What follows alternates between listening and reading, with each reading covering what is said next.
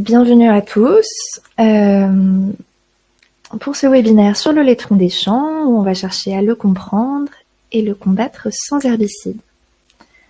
Donc, je m'appelle Jeanne Delceau et je travaille chez Agrotransfert Ressources et Territoires, qui est une structure de recherche et développement agricole basée dans les Hauts-de-France.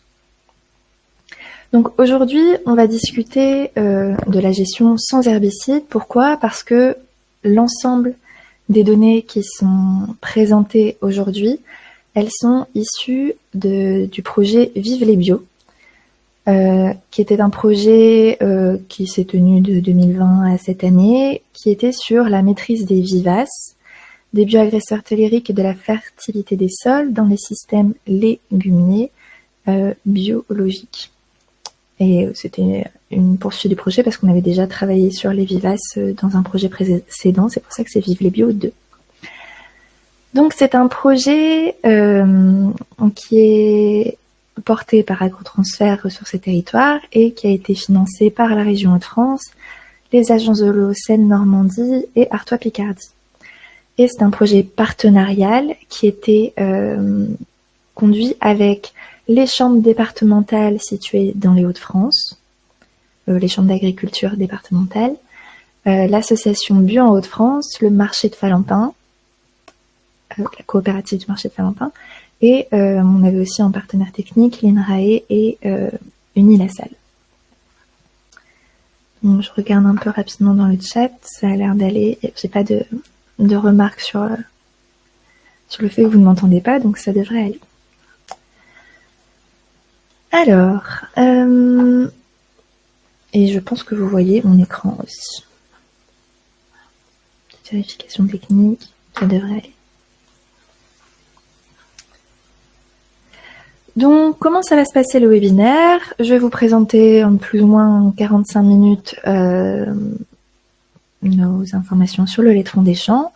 Et ensuite, on aura 20 minutes d'échange où Mégane Perche-Guillaume de la Chambre du Nord-Pas-de-Calais m'aidera à modérer un peu l'onglet questions et l'onglet chat que vous pouvez retrouver normalement en bas à droite de votre écran. Donc, il suffit de cliquer sur questions ici ou pour poser vos questions ou sur le chat pour les poser. Et ensuite, on essaiera de répondre à un maximum de questions par la suite. Donc tout d'abord, toujours en bas à droite, il y a aussi l'onglet sondage où je vous propose de répondre rapidement si vous le souhaitez à d'où venez-vous, bon, il y a plus de régions que ça, et quel est le niveau d'infestation des laitrons chez vous pour avoir un peu une idée du niveau de problème en France. Donc pour l'instant, on a plutôt des gens des Hauts-de-France et qui ont du laitron qui est présent et contenu. Donc on peut poursuivre sur la présentation.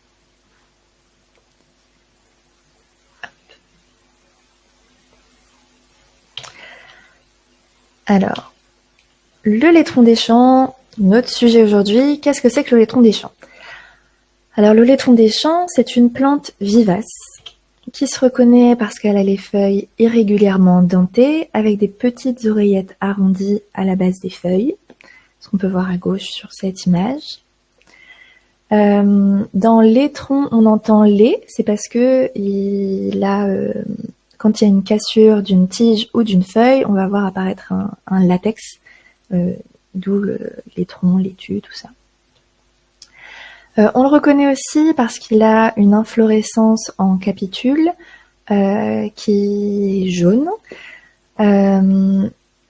Et il se développe sous forme de rosette avec une tige qui peut aller jusqu'à 1,50 m, à l'issue desquelles il y a ces fleurs jaunes. Pour ne pas le confondre avec la plupart des autres laitrons qu'on peut voir en parcelle, ces autres laitrons sont annuels. Il faut bien identifier sur la fleur jaune, sur le capitule, il y a des poils glanduleux jaunes, qui fait que c'est vraiment le vivace. Et aussi, les feuilles, elles sont pas piquantes. Elles sont dentées, mais pas piquantes. Si elles sont piquantes, il y a plus de chances qu'on soit sur un laitron rude ou voire sur un chardon, si on l'a pas bien identifié. Alors, pourquoi combattre le laitron des champs ? Déjà, chez nous, dans les Hauts-de-France, c'est un problème qu'on voit de plus en plus depuis les années 2000, et ce qui en a même fait en 2015 la deuxième adventice la plus problématique en grande culture AB dans le Nord-Pas-de-Calais. Et aussi, on entend aussi qu'elle s'étend aussi aux autres régions, départements et régions. C'est un problème à la fois dans les systèmes conventionnels et AB. Même si dans les systèmes conventionnels, les herbicides arrivent encore à le maintenir, mais quand on est sur un système de culture très diversifié avec par exemple des légumes d'industrie, on peut être limité aussi sur l'utilisation d'herbicides, donc il faut voir d'autres alternatives pour gérer le laitron. Et il peut être très dommageable pour les exploitations. Dès 10 laitrons par mètre carré, on peut estimer qu'il peut y avoir 20% de pertes en céréales et 10% de pertes en colza. Mais 10 laitrons par mètre carré, enfin, on peut arriver rapidement à plus de 10 laitrons par mètre carré, 70, 100, voire plus. Et là, on peut arriver jusqu'à une perte totale de la production sur la zone où il y a le laitron, parce qu'il n'y a plus que du laitron, quoi. Et pourquoi nous on s'est mis à travailler là-dessus? C'est parce qu'il n'y avait aucune référence technique en France sur la biologie ou même sur comment gérer le laitron. Donc c'est pour ça qu'on a cherché à générer un peu de références là-dessus. Pourquoi on peut dire que le laitron c'est une adventice qui est redoutable? Alors, déjà il est concurrentiel avec les cultures de printemps parce que c'est au printemps qu'il se développe principalement. Alors le laitron c'est une vivace, donc il va à la fois pouvoir émerger à partir de graines, mais aussi à partir de ses racines. Il peut repousser à partir de fragments de racines. Et on le voit apparaître quand les températures dépassent souvent les 5 degrés. En Hauts-de-France, on le voit plutôt émerger autour d'avril. Et puis, même quand il est issu de graines, il peut déjà fleurir dès la première année. Et sa floraison, en général, elle est déjà elle se fait entre juin, juillet, août. Et à l'issue de ça, je retire le pointeur. Et à l'issue de ça, il va rentrer en dormance. La dormance, qu'est-ce que c'est? Il va y avoir un arrêt de croissance des parties aériennes face aux conditions météorologiques, le raccourcissement de la photopériode, etc. Et on va avoir une diminution de la biomasse aérienne aussi. Le laitron va remobiliser les éléments qu'il a dans sa partie aérienne pour aller le stocker dans ses racines. On va voir un peu plus en détail là-dessus après. Donc il va rentrer en dormance, arrêter de croître, remobiliser l'énergie dans ses racines pour passer l'hiver et réémerger l'année suivante en avril.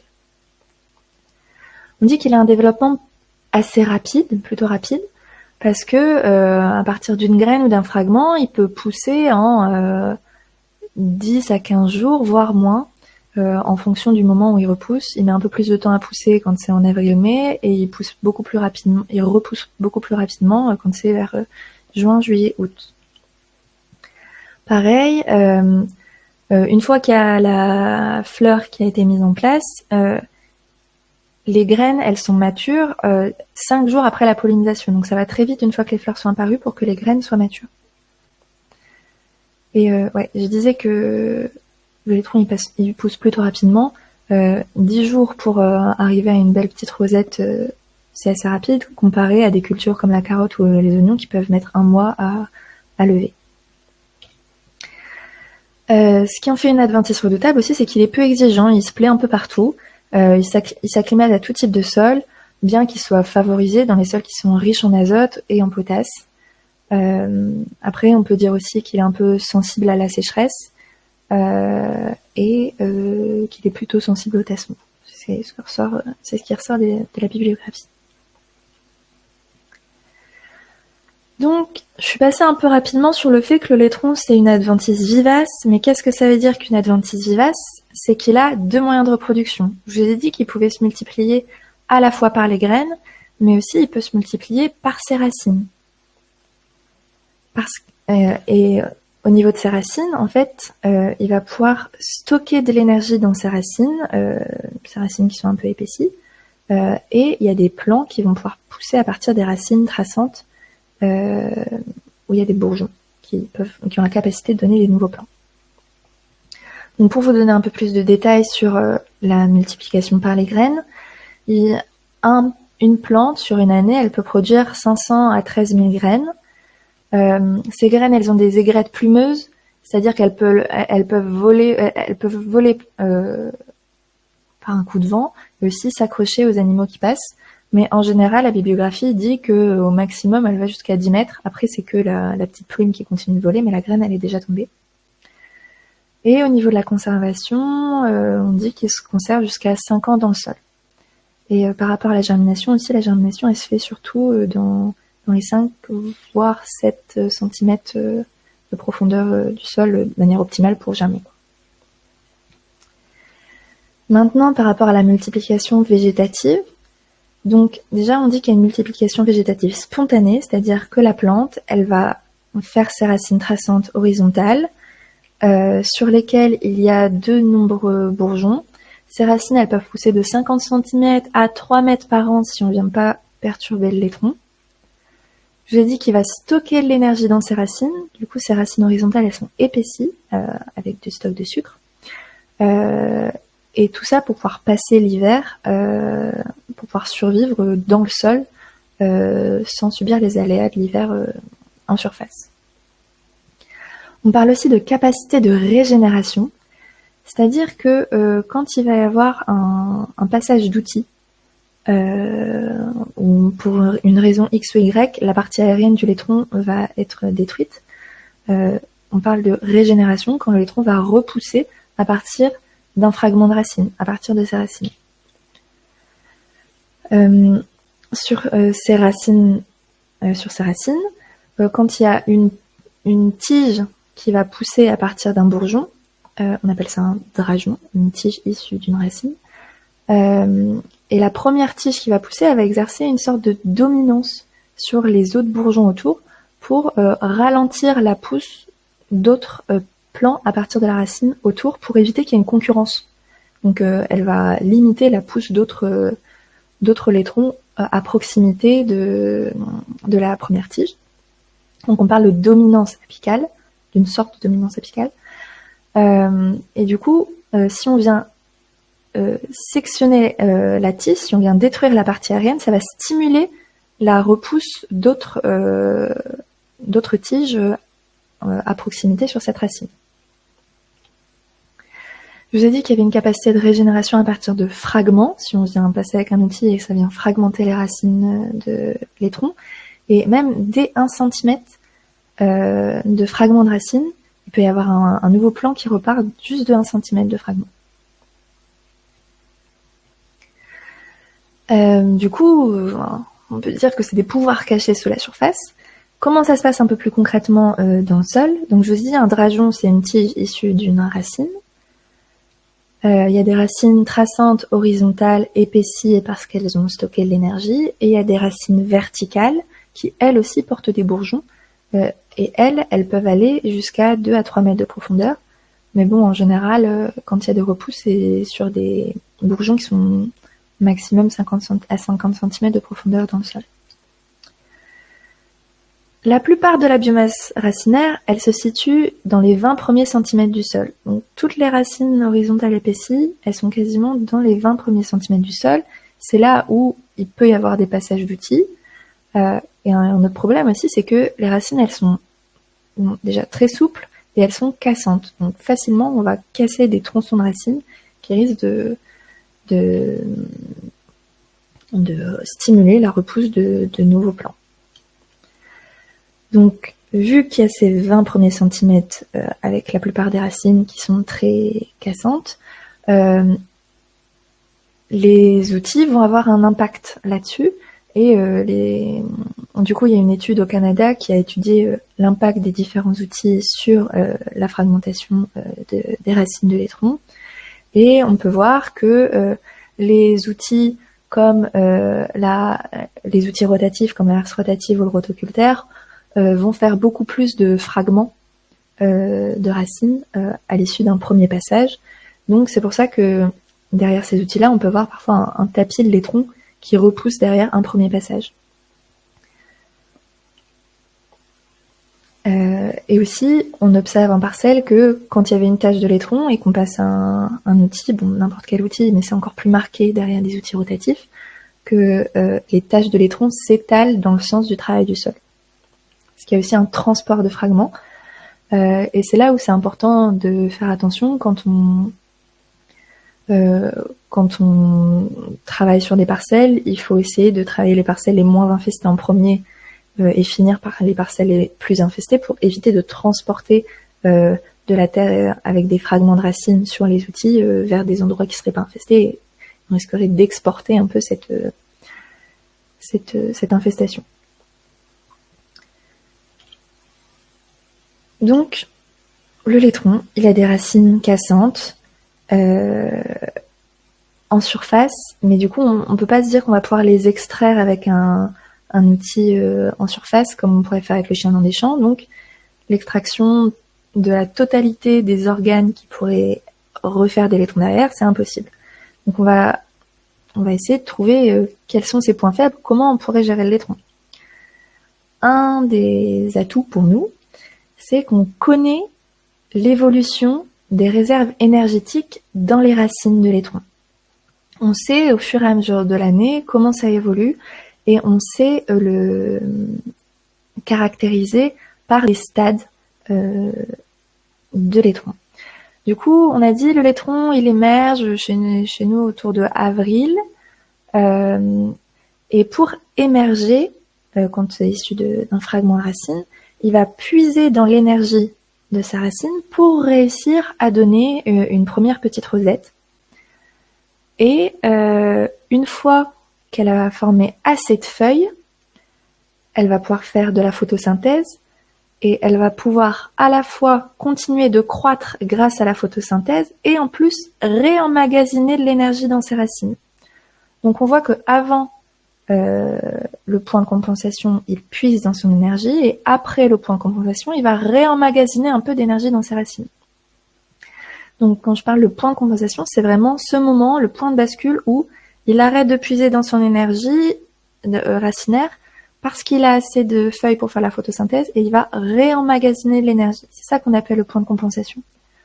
On sait le reconnaître. Chez le laitron, c'est autour de 4 à 7 feuilles qu'arrive le point de compensation pour les laitrons. Et le moment pour arriver à ce point de compensation, ça arrive un peu plus lentement au début de printemps et ça arrive beaucoup plus rapidement en fin de printemps. Il va mettre 10 à 15 jours en début de printemps et il va être un peu moins de 10 jours quand on arrive vers juin. Donc, après avoir fait sa rosette, il va réemmagasiner de l'énergie et il va chercher à se multiplier par les graines. Du coup, il va chercher à faire des fleurs et ça, c'est quelque chose de très énergivore pour le laitron. Du coup, il va repuiser un peu dans l'énergie dans ses racines pour réussir à initier ces fleurs avec les bourgeons floraux et on estime à peu près que c'est au moment où les réserves racinaires, elles sont à leur minimum. Et là, on est bien avant la fleur parce que après ce stade bourgeons floraux, il va fleurir, mais il sera déjà en train de réemmagasiner un maximum d'énergie pour réussir ensuite à passer l'hiver avant de rentrer en dormance végétative.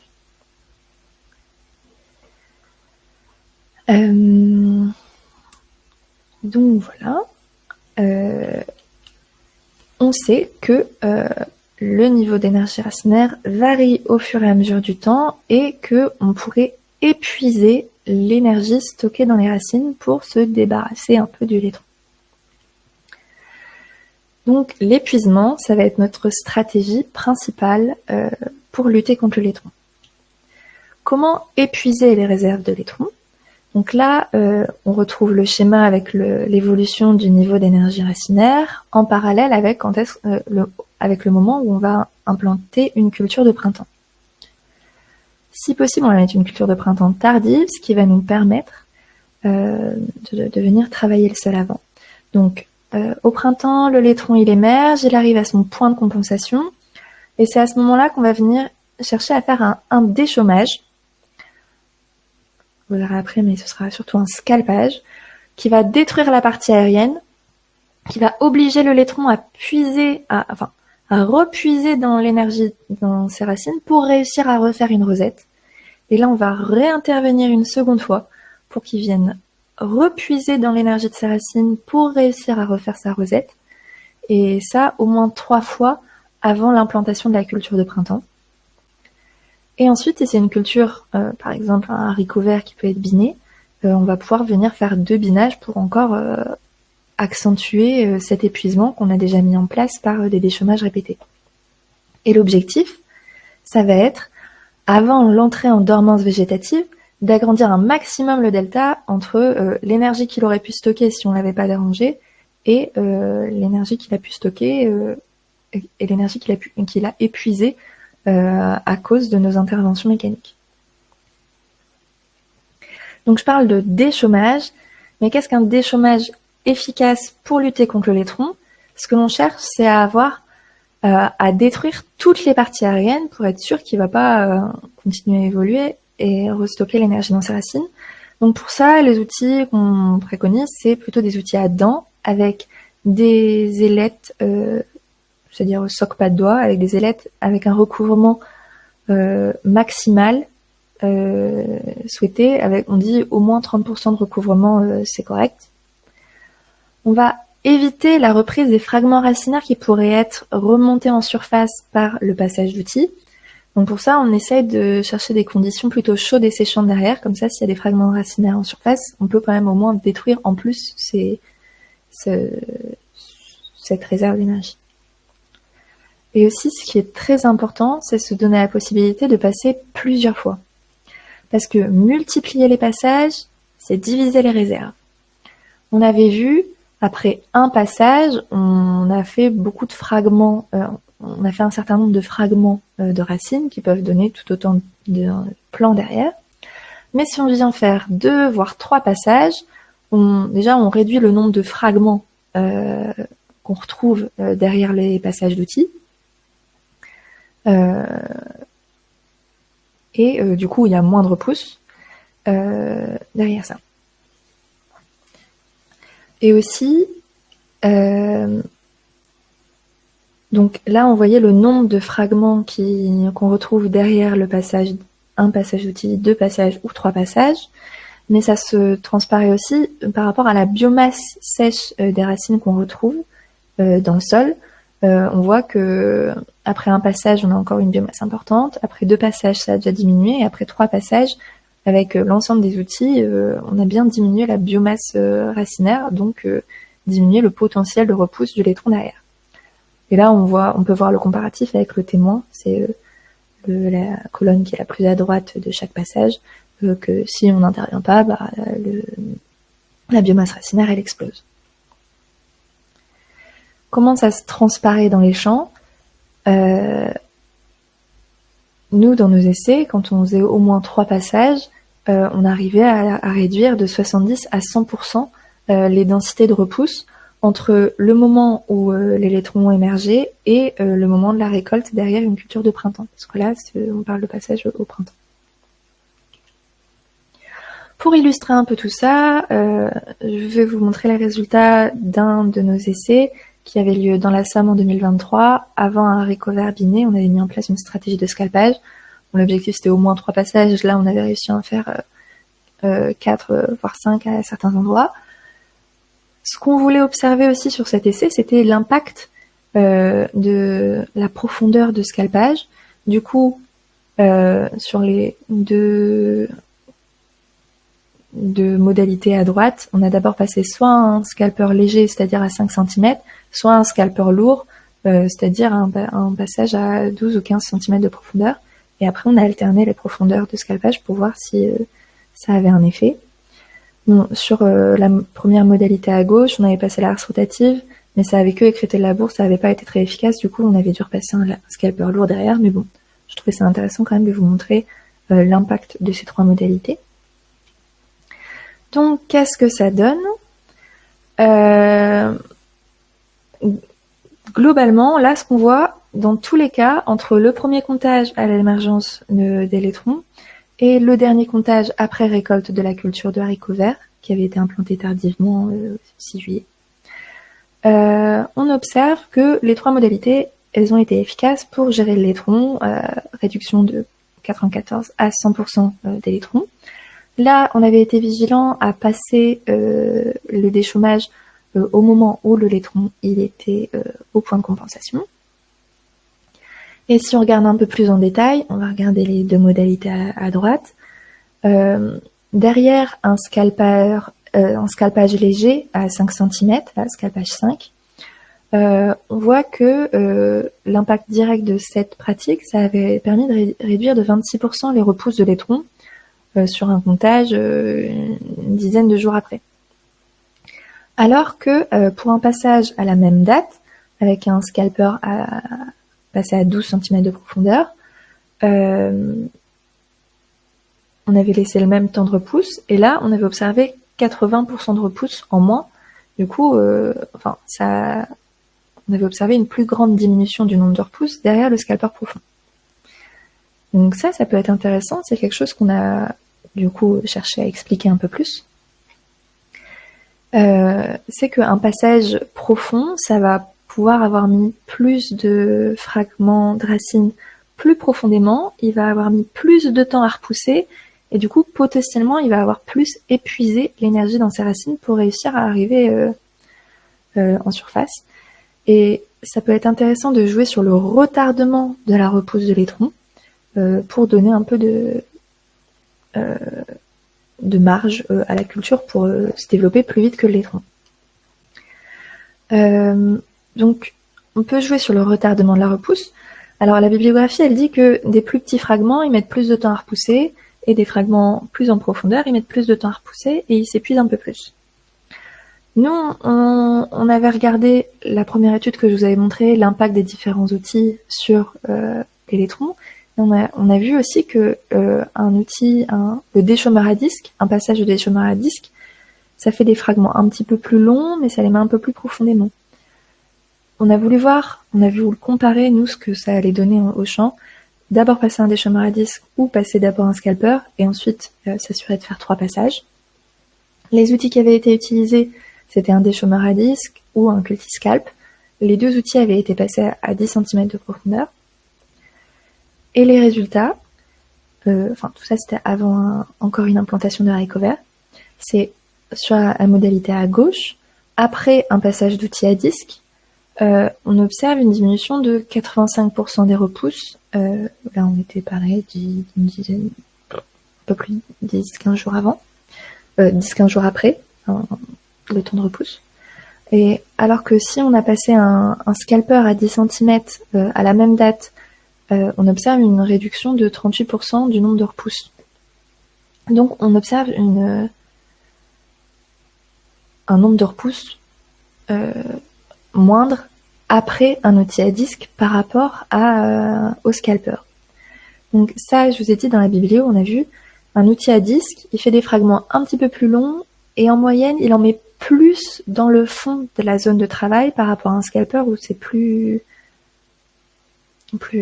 mélangé, plus en surface aussi, qui va remonter des fragments racines. Donc des fragments plus longs, ça étale un peu la repousse, c'est-à-dire que le nombre de laitrons va mettre plus de temps à repousser que si c'était un plus petit fragment. Voilà. Tout ça pour dire que un outil à disque, ça retarde un peu la repousse par rapport à un scalper passé à la même profondeur. Ce qui est intéressant à voir aussi, c'est que après les 3 passages des chômeurs, on arrive quand même à peu près à un même pourcentage de diminution. On arrive à 66% de diminution à l'issue des 3 scalpages, avant l'implantation de la culture. Et grâce aux 3 binages aussi qui ont été réalisés dans l'haricot vert, on a réussi à la fin de la première année, au 31 août 2023, à avoir une diminution quasi totale des laitrons dans les 2 cas. On a pu revenir l'année suivante, après une céréale, recompter pour voir s'il y avait un effet à N+1. Et on a observé que la diminution du nombre de laitrons était un peu plus importante derrière le disque par rapport à la modalité, là où il y avait eu que l'escalpage. Donc, bien sûr, là, on a fait un essai dans un contexte donné. Ce qu'on peut en voir, c'est des tendances. Faut pas le prendre au pied de la lettre parce qu'on n'a pas pu faire un nombre de répétitions très important ni multiplier les contextes. Mais c'est quand même intéressant de voir que les outils à disque peuvent retarder un peu les repousses par rapport au scalpage, même si le scalpage, au moins, on est sûr de vraiment détruire toutes les tiges aériennes, alors que le disque, on peut peut-être en laisser un peu, parce qu'il n'y a pas de recouvrement aussi bon qu'un scalpeur. Donc voilà, ça c'est la conclusion que je vous avais citée avant. Toujours pour jouer sur le retardement de la repousse, on nous demande parfois si le labour, ça peut être une solution ou est-ce que c'est un problème pour la gestion du laitron. Alors, l'efficacité, elle dépend beaucoup de la période à laquelle on réalise, parce que un labour, ça va redistribuer les racines dans toute la couche travaillée.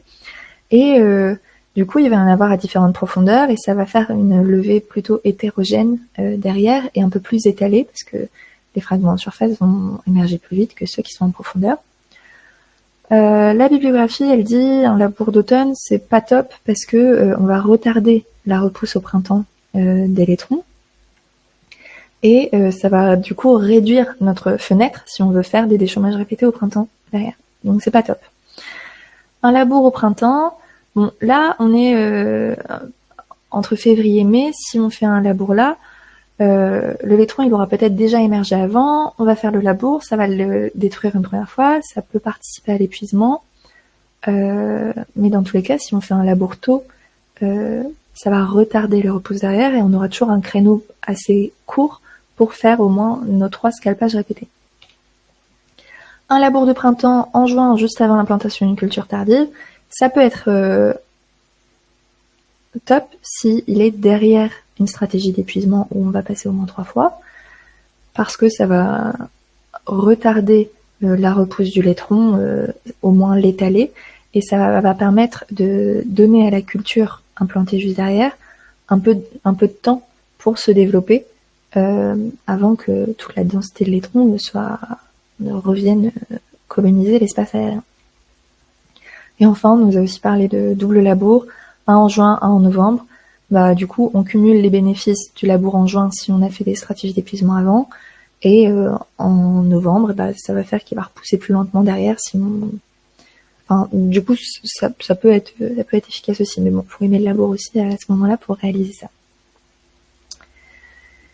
Du coup, globalement, par rapport à ce que j'ai déjà dit là, comment on peut chercher à épuiser le laitron des champs?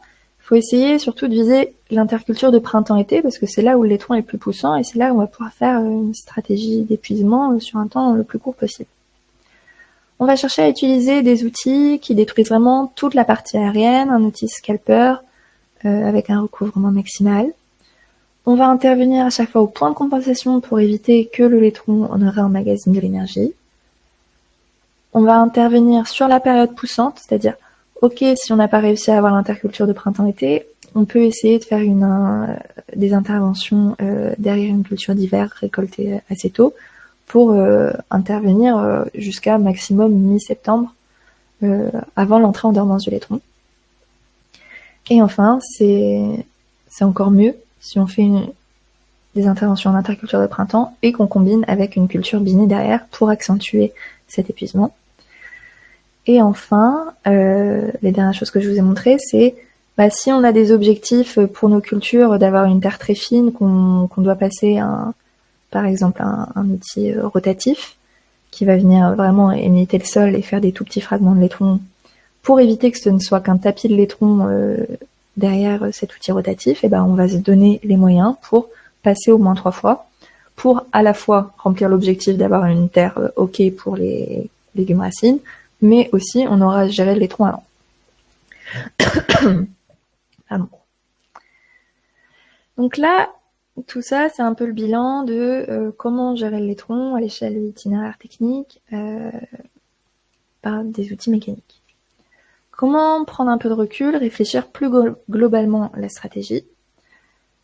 On va réfléchir à quelle culture on met quand, et on va chercher à se donner du coup les moyens d'intervenir plusieurs fois au sein de la rotation en mettant des cultures qui permettent de travailler surtout en mai, juin, juillet avec des cultures de printemps, mais on peut aussi mettre du coup des cultures d'hiver. Le mieux, c'est qu'ils peuvent se récolter tôt, comme ça on peut intervenir au moins 3 fois avant mi-septembre. Donc ça, on peut choisir des cultures pour se donner des créneaux d'épuisement, mais on peut aussi choisir des cultures qui peuvent être concurrentielles du laitron. Donc, qu'est-ce qu'une culture concurrentielle du laitron? Il faut que la levée, elle soit plutôt rapide, au printemps, pour être sûr de couvrir. Bon, ça peut être aussi une culture qui est très... Enfin, dans tous les cas, il faut qu'il y ait une forte couverture aérienne. L'enracinement, ça sert à rien qu'il soit très profond parce que les racines de laitron sont superficielles, du coup, enracinement plutôt superficiel pour être concurrentiel au bon endroit. Et c'est encore mieux si cette culture concurrentielle donne aussi la possibilité de faire un épuisement. Avec les conseillers et lors de track et d'ateliers de co-conception, on a fait ce classement des cultures avec les cultures qui permettent d'avoir un effet plus nettoyant et d'être plus efficace dans la gestion de laitron. On a par exemple le mélilo et le sarrasin qui s'implante très vite, qui peut s'implanter en une semaine et devenir assez couvrant. Après, on a tout ce qui est culture associée. Il y a les cultures de plein champ cerclés tardifs qui nous permettent d'avoir un créneau assez important de stratégie d'épuisement avant. Ensuite, ce qui est moins optimal, c'est les céréales de printemps. Et ce qui est pas terrible, c'est tout ce qui ne couvre pas, comme les protéagineux cultivés seuls, le maïs, ou les cultures de printemps, mais qui sont plutôt précoces, parce que ils vont se développer pile au moment où le laitron il est le plus rapide à se développer. Donc là, je voulais vous montrer aussi une expérimentation qu'on a pu suivre sur 2 ans dans l'Oise, avec un contexte limon sable argileux. Il y a d'abord eu une stratégie d'épuisement avant l'implantation d'un sarrasin. Cette stratégie d'épuisement, il y a eu au moins 4 scalpages.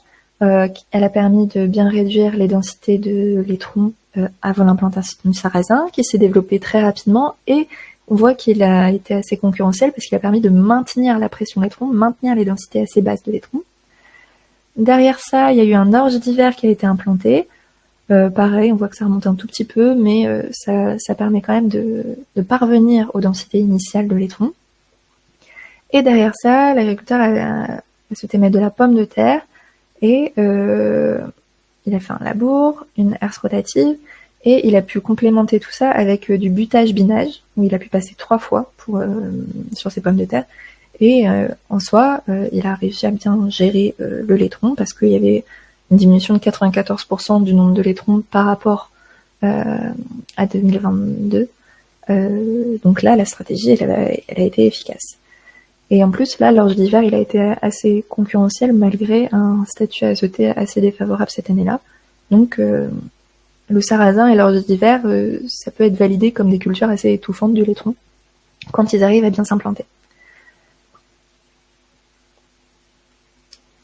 Pour aller un peu plus loin, on nous demande aussi souvent, est-ce que la luzerne, c'est une arme anti-laitron comme ça pourrait l'être pour le chardon, parce que la luzerne gère bien le chardon. Dans la biblio, on voit que la luzerne, c'est couvrant, ça a un enracinement profond, et que ça a une haute tolérance à la fauche, et ça repousse rapidement. C'est ce qui fait que c'est très bon contre le chardon. Mais les retours qu'on en a, c'est assez controversé. On n'observe pas le même effet nettoyant comme pour le chardon des champs. Et le laitron, en fait, on voit qu'il reste tapi sous les fauches, et du coup, il se fait pas détruire à chaque fois. Il reste il végète sous la luzerne, et du coup, on n'observe pas vraiment de différence de densité après luzerne. Ça peut s'expliquer aussi parce que l'enracinement de la luzerne est très profond, et du coup, c'est pas la zone où le laitron va puiser ses minéraux, etc.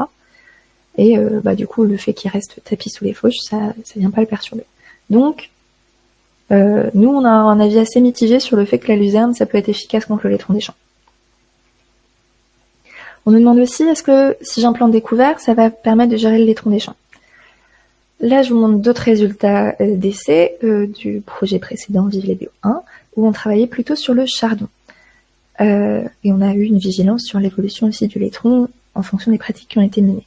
Donc là, sur une première modalité, celle du haut, il y a eu 3 passages d'outils à l'été.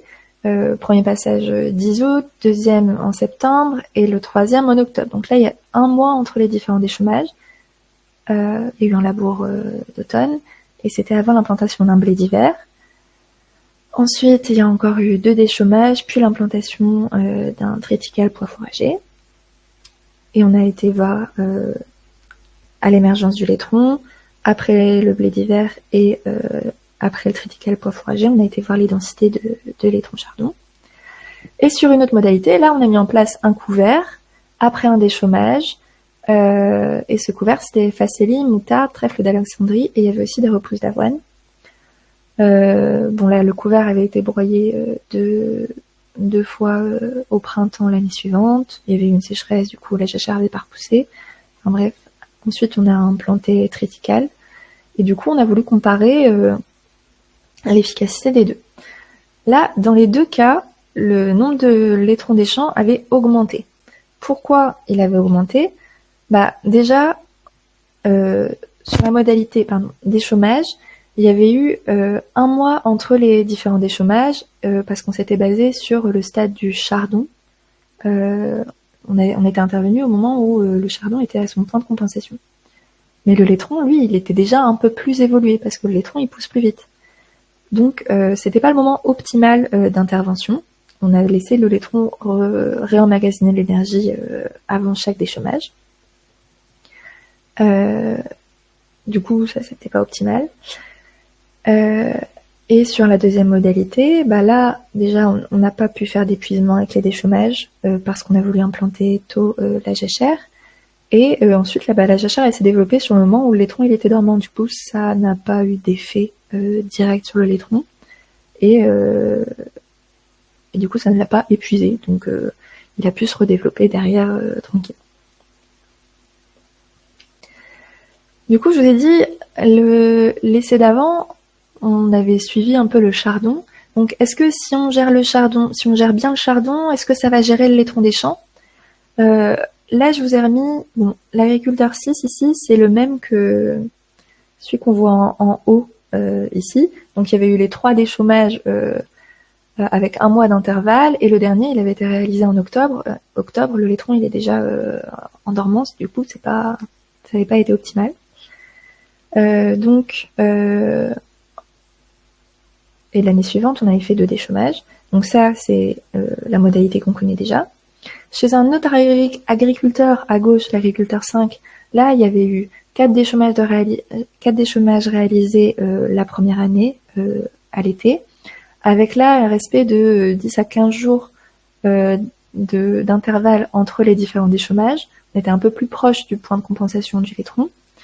Et la seconde année, on avait pu aussi réaliser 2 déchômages. Et là, ce qu'on observe, c'est qu'il y avait une réduction des repousses de laitron chez l'agriculteur 5, il y avait une augmentation chez l'agriculteur 6, comme on l'avait déjà vu avant. Et là, chez l'agriculteur 6, on avait suivi 2 tâches de laitron, et sur les 2 tâches qui avaient été suivies, il y avait eu une augmentation dans tous les cas. On arrive même à près de 100 laitrons par mètre carré sur la tâche 1.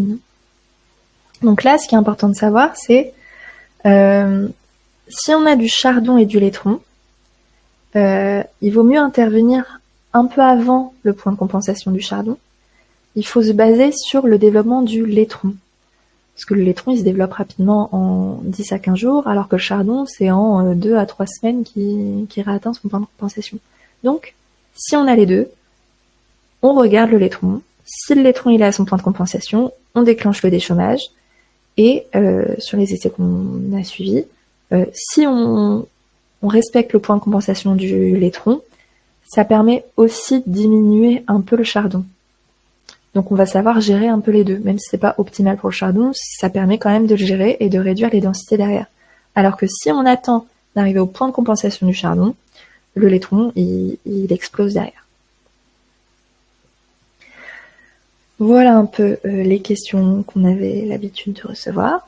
Du coup, en bilan, qu'est-ce qu'il faut retenir de tout ça? Il faut s'appuyer sur la biologie du laitron pour intervenir au bon moment, c'est-à-dire sur la période de développement, avril, mi-septembre, intervenir au point de compensation.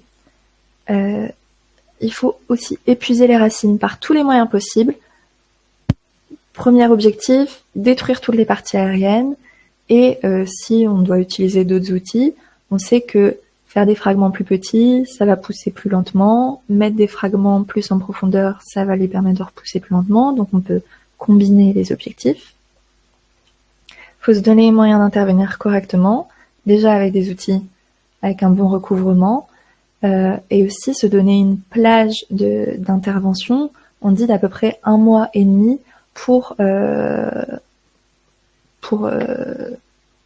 réussir à réaliser ces 3 déchômages, parce que justement, le laitron il a le temps de repousser 3 fois sur 1 mois et demi, en général quand on intervient au printemps.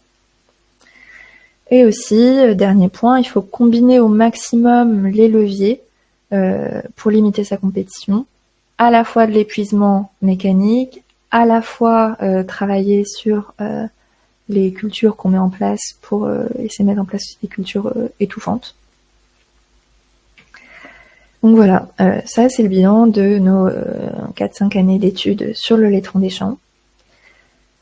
Nous, on va plus pouvoir tellement travailler dessus, mais qu'est-ce qui se fait encore sur la gestion du laitron? On sait qu'il y a des recherches qui se lancent en Allemagne. Il y a une thèse qui a été initiée pour mieux connaître la biologie du laitron. C'est Fanny Defant à Julius Kühn Institut. Elle va travailler sur la capacité de germination du laitron des champs au cours de l'année, quels sont les mécanismes qui font qu'il germe, comment ça fonctionne l'entrée en dormance des racines à l'automne, quel est le rôle des graines dans sa dispersion dans l'espace, quel est le potentiel d'expansion et d'adaptation du laitron en fonction au regard du changement climatique. Et aussi, ils vont aussi commencer à faire quelques observations en Allemagne, parce que pour l'instant, la plupart des données, elles sont soit au Canada, soit en Europe du Nord, en Suède, etc. Et enfin, autre perspective que nous on a vue, c'est qu'il y a des projets qui souhaitent développer la télédétection par drone du laitron des champs. Ça permettra de faire un meilleur suivi de l'évolution des tâches, etc. Et même pour les autres leviers de gestion du laitron avec des herbicides. Donc voilà, ça c'est l'institut où il y a une thèse qui a été lancée. Vous pourrez retrouver la plupart des informations que j'ai données dans nos fiches vivaces avec la biologie et les leviers de gestion du laitron des champs, mais il y a aussi sur le rumex, le chardon et le chien dans des champs. On a un guide de gestion des vivaces aussi, tout ça qu'on a réédité cette année avec les dernières avancées sur le laitron, chardon et rumex. On rentre un peu plus dans le détail sur les mécanismes pour gérer ces vivaces-là. On vous propose aussi un protocole d'observation des vivaces parce que c'est important de vérifier que ça marche ce qu'on fait pour être sûr d'avoir bien mis tous les paramètres en place. Et aussi, en complément, on avait fait un autre webinaire sur la biologie et les leviers de gestion sans herbicides. Là, on avait parlé du chardon, du rumex et un peu du laitron. Pour aller un peu plus loin aussi, si vous voulez, on propose une formation le 24 avril pour accompagner les agriculteurs à la gestion agronomique des adventices. Là, on voit annuel et vivace avec notre outil d'aide à la décision ODERA, là où on propose de rentrer notre système de culture et de voir l'impact de ce système de culture sur le potentiel développement des adventices en fonction des pratiques qu'on a mis en place, et on peut moduler un peu tout ça. Donc là, vous pourriez contacter mon collègue Simon Vandris. Et on propose aussi des formations plus dédiées sur la gestion des adventices vivaces en grande culture, sans herbicides. Vous pourrez voir auprès de mon collègue Bastien Boquet. Rapidement, je tiens à remercier toutes les personnes qui ont contribué au projet, que ce soit mes prédécesseurs et collègues, les agriculteurs expérimentateurs chez qui on a pu faire les essais, tous les conseillers, partenaires techniques, les chercheurs qui nous ont aiguillés et aussi les financeurs sans qui tout ça n'aurait pas été possible. Bon, ma bibliographie, vous pourrez le voir dans le replay. Je pense que on va pas rentrer dans le détail là. Et maintenant, on peut faire place aux questions. J'ai peut-être été un peu plus long que prévu, mais allons-y. Échangeons maintenant.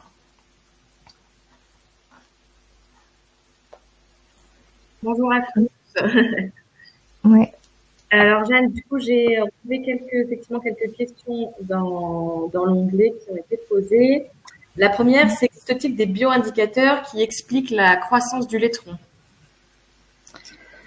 Est-ce qu'il existe des bioindicateurs, c'est-à-dire, est-ce que si on est dans un sol tassé, on a plus de laitrons? Enfin, c'est par rapport à tout ce qui est travaux de Monsieur Dussert. Raphaël Vogel pourra peut-être donner des précisions, mais oui, je pense que ça peut faire partie des éléments de réponse et d'explication. Alors, par rapport au laitron, il se plaît un peu partout et du coup, c'est pas tellement un bioindicateur le laitron. Surtout que toutes les études qui parlent de bioindication, enfin, sont les méthodologies qui ont été mises en place, pour plus ou moins s'appuyer là-dessus. D'après ce que nous on a trouvé, le laitron n'est pas un bioindicateur de problème dans le sol ou autre. Je sais pas si mes collègues ou les conseillers qui m'ont aidé. Ce qui ressortait un petit peu des études bibliographiques et notamment des travaux du Cherf, c'était effectivement le lien avec la potasse, dans le sens où effectivement en système légumier on utilise pas mal de vinasse de betterave avec beaucoup de retours de potasse, que ce soit sur les blés ou sur les cultures. Donc on avait des doutes sur le fait que le laitron soit favorisé par l'excès de potasse. Mais bon, c'est la notion de présence du laitron, c'est comme tu l'as dit, c'est aussi à l'origine une graine. Hein, quand il y en a pas dans les sols, c'est une graine parce que ça vole effectivement. Mais aussi, tu l'as pas forcément évoqué, mais la multiplication ou le repiquage par les outils. Hein, on passe d'une parcelle à l'autre et puis on nettoie pas forcément ces outils, donc on a peut-être quelques fragments de laitron dans la parcelle qui fait que voilà, un jour on commence à avoir du laitron sur un coin de parcelle ou l'entrée de la parcelle. Donc ça fait aussi partie des aspects un peu globaux de l'arrivée du laitron sur une parcelle, quoi. Mais c'est un peu multifactoriel. Je suis pas sûr que le laitron soit un bioindicateur stricto sensu, quoi. En tout cas, merci pour la question. N'hésitez pas à continuer à en rajouter. Et je vous ai pas présenté, mais Mégane et Alain sont deux des conseillers qui ont participé en tant que partenaires au projet pour avoir toutes ces réponses-là à vous présenter. On a une deuxième question de Anne Glandière, qui est une collègue de la Chambre d'Occitanie, qui demande si on a évalué l'impact économique des passages successifs par rapport à la nuisibilité du laitron. Alors, nous, on n'a pas pris le temps, enfin, on n'a pas eu le temps ni les moyens de faire ces évaluations-là, mais je sais que dans des nouveaux projets Adventis, ils vont chercher à évaluer pour voir s'il y a un gain, pour réussir à évaluer ça, mais nous, on n'a pas pu l'évaluer, non, parce qu'il y a assez peu de biblios sur l'impact sur le rendement des latrons. Et donc nous on n'avait pas les moyens de faire ces évaluations-là. Donc on s'est pas lancé là-dedans, non. Désolée, on n'a pas de réponse là-dessus. On a une troisième question qui nous demande si la rotation pourrait éliminer le laitron dans le temps. Simplement en agençant peut-être de manière optimum les cultures les unes à la suite des autres.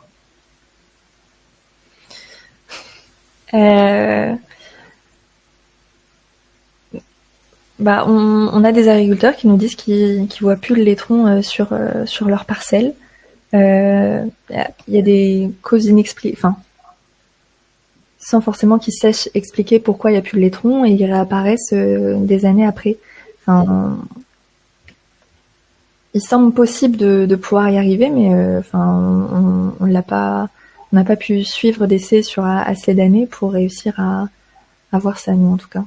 Je sais pas si vous voulez ajouter quelque chose, Alain, Mégane, ou même il y a d'autres collègues. Après, ce qu'on a vu quand même sur les 2 projets là qu'on a fait, c'est que c'est souvent aussi la combinaison des stratégies qui aboutit à des résultats en fait.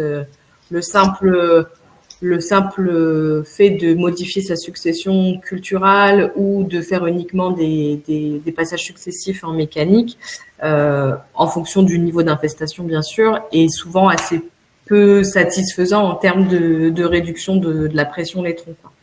C'est vraiment, c'est aussi pour ça qu'il y a des tests un peu multifactoriels dont parlait Alain sur essayer de trouver la combinaison de pratiques qui nous donne la meilleure stratégie de lutte, quoi. Oui, je pense que c'est quand même un levier majeur, hein. Nous, on est en Hauts-de-France, on est sur des systèmes légumiers. On peut avoir aussi du laitron en système grande culture. Et donc, on s'est aperçu avec le temps que effectivement le laitron se développait dans les cultures d'été, voire les cultures d'été tardives, hein, parce qu'on est en légumes, en système légumier de plein champ, avec des implantations de juin, de mai, voire de juin. Donc, effectivement, la gestion du laitron, ça se fait au sein de la rotation, dans le sens où il est préférable, enfin tout ce qu'on a testé tout au moins, c'est dans un ajustement de culture de semis d'été tardif et d'implantation tardif. Alors tardif, ça veut dire quoi? Ça veut dire jusque début juin. Donc ça nécessite effectivement d'avoir une succession culturelle dans la rotation qui le permette. C'est pour ça que vous avez vu apparaître le sarrasin à un moment donné, quand on a testé les scalpages de printemps. Comme tu l'as dit, on est sur une dynamique de plus en plus importante plus on avance dans le temps, c'est-à-dire on voit apparaître quelques laitrons en mars, et puis en avril, quand il commence à faire chaud, ça commence à pointer, puis quand on arrive au mois de mai, là on commence à en voir un petit peu partout, et quand on arrive fin mai, début juin, là dès qu'on travaille du sol, ça explose. Et donc on est sur une dynamique avec les températures, la lumière et les températures, parce que c'est une plante de lumière, hein, là par rapport à la question précédente, oui, c'est une plante de lumière, donc des plantes couvrantes, ça peut être intéressant, mais ça fait pas tout. Et donc, on s'aperçoit qu'effectivement, pour gérer au mieux le laitron, nous, ce qu'on a testé, c'est que ça se gère sur le mois de mai principalement, voire début juin. Et on s'est aperçu que à une semaine près, sur juin, si on pouvait aller jusqu'au 8 juin, 10 juin, ça permettait un scalpage supplémentaire, parce qu'on est sur une dynamique là très rapide. On peut avoir des repousses de laitron au bout de 7 jours. Et donc, ça permet sur 7 jours de scalper de manière supplémentaire le laitron. Et donc, ça implique quelque part de gérer des plantes dans la rotation, effectivement. Et c'est un levier qui est majeur pour nous, pour ce qu'on a pu constater, c'est un levier majeur. Et quand il y avait une question, Mégane, j'en profite par rapport à cette question sur les rotations. Effectivement, il y avait une question sur les plantes de plein champ, les légumes de plein champ, les légumes verts, entre autres. Oui, il y a certaines périodes qui permettent pas forcément de bien travailler, comme l'épinard. Effectivement, l'épinard de printemps, ça se sème de bonne heure au mois de mai. Et l'idée, c'est, si possible, de voir avec son usine ce qu'on peut faire par rapport à un planning de semis pour justement décaler le plus tard possible vers la fin du printemps, début d'été, pour permettre justement de gagner un petit peu de temps. Ou alors, a posteriori, c'est de semer tôt. Alors, à ce moment-là, c'est peut-être effectivement les légumes verts qui le permettent, comme le petit pois de conserve, par exemple, où effectivement on peut semer très tôt. Et l'idée, c'est de dégager la parcelle la plus rapidement possible dès le mois de juin, c'est-à-dire en pendant une pousse active encore du laitron. Et à ce moment-là, comme le laitron n'a pas pu faire son cycle dans le pois de conserve, on arrive tout début juillet avec des laitrons qui sont encore en pleine dynamique de pousse, puisqu'il n'a pas pu faire ses fleurs. Donc on est encore dans une dynamique du laitron. Et là, on a la possibilité de travailler sur juillet-août. Des laitrons qui sont encore dans leur phase de production de fleurs, et donc là on a une autre période dans la rotation qui le permet pour avoir du résultat et rester dans les clous réglementaires, puisqu'après, effectivement, on travaillait beaucoup le sol, c'est beaucoup de minéralisation, surtout derrière des pots de conserve. Et donc, on a encore le loisir de mettre potentiellement un couvert végétal pour rester dans les clous au niveau réglementaire. C'est aussi le cas de l'escourgeon qui a été introduit dans les stratégies dans les rotations pour pouvoir permettre de libérer les parcelles de bonne heure.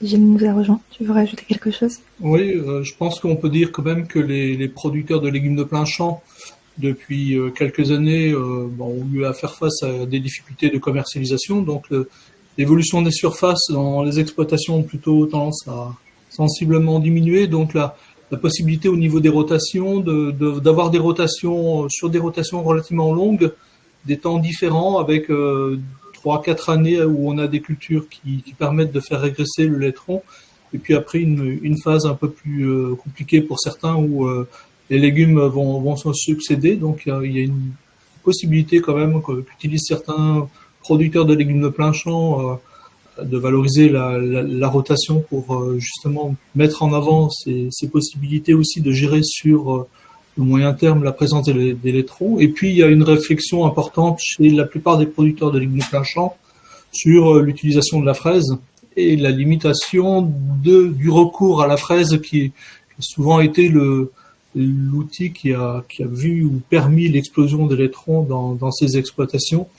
Donc, il y a des cultures pour lesquelles la fraise est incontournable, comme la carotte, mais il y a aussi des cultures comme la pomme de terre où de plus en plus de producteurs ont progressivement limité, voire renoncé à l'utilisation de la fraise pour faire des buts de pommes de terre. Donc, voilà, de la part des agriculteurs, une prise de conscience, notamment pour ceux qui sont les plus durement touchés par le laitron, de la nécessité de faire évoluer aussi les pratiques de travail du sol, de manière à ce que le laitron soit peut-être dans de moins bonnes conditions pour évoluer dans les parcelles, quoi.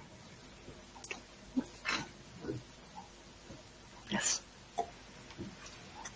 Et on avait une dernière remarque, on revient sur le sujet plutôt du choix des cultures, où on nous a remarqué que les crucifères ne faisaient pas partie de la liste des cultures étouffantes qu'on a pu voir dans une des slides, Jeanne. Donc je pense qu'on fait référence notamment au colza. Le colza, pour qu'il soit bien implanté, notamment dans notre système bio, on aime bien que ce soit semé plutôt de bonne heure, donc à partir du 15 août, 15-20 août.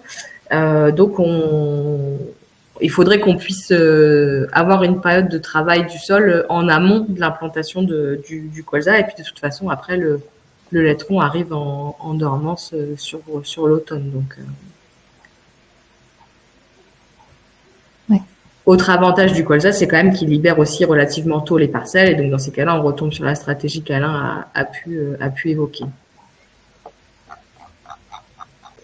Voilà, normalement, j'ai oublié personne, ni dans le chat, ni dans les questions. Très bien. Merci beaucoup d'avoir fait modérateur et d'avoir intervenu chacun pour répondre à ces questions. Donc, on va pouvoir clôturer le webinaire. Je vous remercie tous pour votre intention et pour votre participation dans le chat et lors du sondage. Vous pouvez scanner le QR code pour arriver directement sur notre site internet, qui sera bientôt mis à jour. Et vous pouvez retrouver mes coordonnées là en bas à gauche si vous avez encore des questions à me poser, et j'essaierai d'y répondre au mieux, de manière plus argumentée. Voilà. Merci à tous, et je vous souhaite à tous une excellente journée.